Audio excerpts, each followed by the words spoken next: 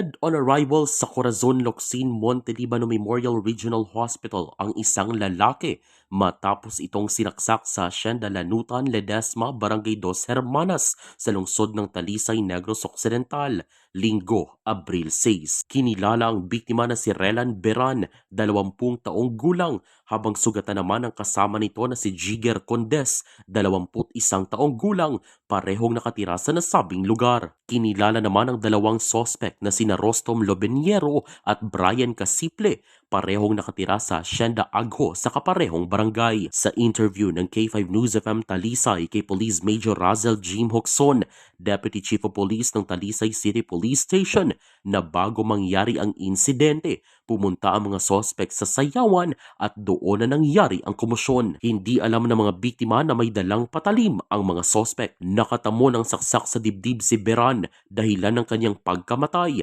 habang sugatan naman ang kamay ni Condes. Agad na tumakas ang mga sospek, subalit sumuko sa mga pulis Lunes, Abril 7. Magsasampa ng kaso ang pamilya ng mga biktima laban sa dalawang mga sospek. Mahaharap sa kasong homicide at frustrated murder sina Lobeniero at Casiple. Balita mula sa Negros Occidental, Zairo Vanalbay.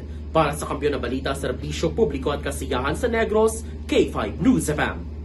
K5 News FM.